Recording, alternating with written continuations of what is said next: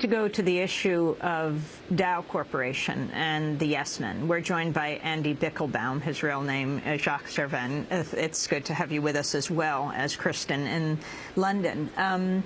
Andy, explain what you understand, what these emails, I assume you have read carefully, that Dow has, that have been released from the Stratfor release. Mm-hmm. Well, the emails that were about us, the monitoring of us was, I think, what Kristen would call low-grade information. It was obtainable from news sources and tweets and information about our college appearances and stuff that anybody paying a lot of attention could have seen.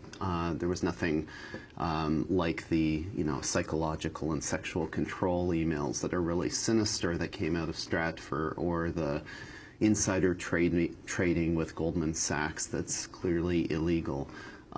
With us, it was just they were carefully paying attention to every move that we were making publicly, especially anything to do with Dow and Bhopal.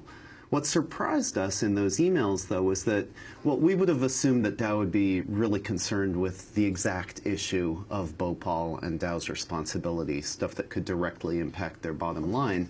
But what Stratfor seems to be really a bit obsessed with is whether we or other organizations are going to draw this into a bigger critique of corporate power.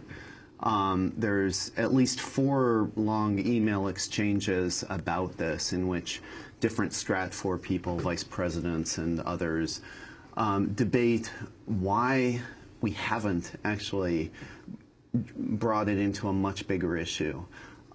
Explain quickly what you did and why you became the target of Stratfor. Right. We went onto the BBC. We were accidentally invited by the BBC in 2004. Well, you set up a website. We set up a website in 2002. Which was called what? DowChemical.com, DowEthics.com. There were 2 of them. And we set that up in 2002, publicized it. It got into Google, and then, or whatever the search engine was at the time. And in 2004, a BBC researcher stumbled onto our site instead of the real Dow site and invited us accidentally to speak on behalf of Dow Chemical Corporation on the 20th anniversary of the Bhopal catastrophe. So this was 2004, and you went on, how did you identify yourself? As Jude Finisterra. Finisterra? Finisterra, end of the world, end of the earth. Finisterra, end of the earth? Finisterra, yeah. Okay, I want to go to that clip on BBC, December 3rd, 2004, 20th anniversary of the Bhopal disaster. Andy Bickelbaum of Yes Men, posing as a Dow Chemical spokesperson, appears on BBC World News. You were in Paris at the time, right, in a Paris studio? Yeah. Identifying yourself as Jude Finisterra.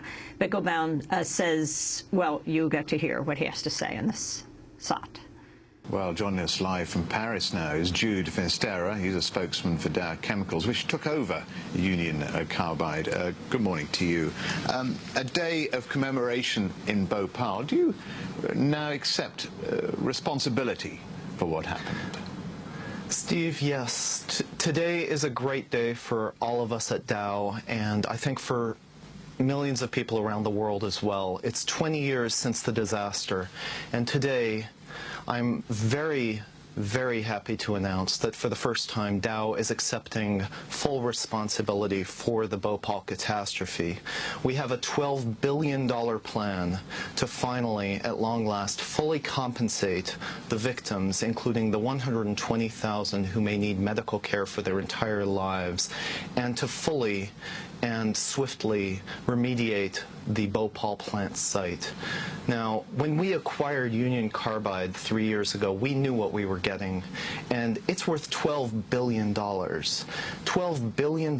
We have resolved to liquidate Union Carbide, this nightmare for the world and this headache for Dow, and use the $12 billion to provide more than $500 per victim, which is all that they've seen, a maximum of just about $500 per victim. It is not plenty good for an Indian, as one of our spokespersons unfortunately said a couple of years ago. In fact, it pays for 1 year of medical care. We will adequately compensate the victims. Furthermore, we will perform a full and complete remediation of the Bhopal site, which, as you mentioned, has not been cleaned up. When Union Carbide abandoned the site 20 years ago, or 16 years ago, they left tons of toxic waste, which the site continues to be used as a playground by children. Water continues to be drunk from the groundwater underneath. It's a mess, Steve. And it's a mess, certainly, Jude. That's good news that you have finally accepted responsibility. Some people would say too late. It's 3 years, yes. Almost 4 years on. How soon is your money going to make a difference to the people in Bhopal? Well, as soon as we can get it to them, Steve. We've begun the process of liquidating Union Carbide. This is, as you mentioned, late, but it's the only thing we can do. When we acquired Union Carbide, we did settle their liabilities in the United States immediately, and we are now, 3 years later, prepared to do the same in India. We should have done it 3 years ago. We are doing it now. The hoax ran twice on BBC World with big breaking news flashing on the screen. It was picked up by major newswires before the BBC determined no man named Jude Finisterra worked at Dow and that he was an imposter. The action caused Dow's market value to drop $2 billion in less than half an hour. Later that day, Dow corrected the apology that their supposed spokesperson had made. This morning, a false statement was carried by BBC World regarding responsibility for the Bhopal tragedy. The individual who made this statement identified himself as a Dow spokesperson named Jude Finisterra. Dow confirms that there was no basis whatsoever for this report, and we also confirm that Jude Finisterra is neither an employee nor a spokesperson for Dow. In one of the emails from Stratfor that have just been released, the company's vice president, Bart Mangovan, writes of the Bhopal activists with less than a month to go until the 25th anniversary. You'd think that the major players, especially Amnesty, would have branched out from Bhopal to make a broader set of issues. I don't see any evidence of it. Andy Bickelbaum, final response. Well, yeah, they seem to be really concerned that we, Amnesty, Greenpeace, et cetera, would be broadening this into a systemic critique and attacking the basis of corporate power. And it's interesting that that's what they were concerned with rather than anything to do with the exact bottom line of Dow itself. And that might be a clue that they were really concerned about systemic critique and, making statements that could affect policy. Maybe that's also why they've been so afraid of Occupy Wall Street. And you released at the time a press release, right? After Dow said this wasn't true, you were an imposter. You also, DowEthics.com, released a press release. Attacking yourselves, yeah. Attacking yourselves, saying that, no, we do not apologize. It was made it look like it was Dow. We do not apologize for what happened in Bhopal. Yeah, their denial was so disappointing. It was like that one short paragraph that we wrote a whole page-long denial for them and released that as if they were attacking us and denying the hoax, just to communicate exactly what they were refusing to do. Andy Bickelbaum, I want to thank you for being with us. In 20 seconds, what would you describe the yes men to be?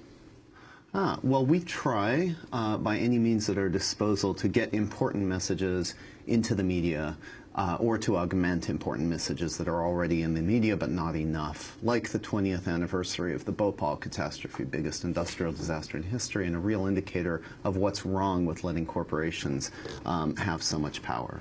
Andy Bickelbaum, I want to thank you for being with us, and Kristen Hampson in London, WikiLeaks spokesperson as well. We will link to the WikiLeaks website. This is Democracy Now! Back in 15 seconds.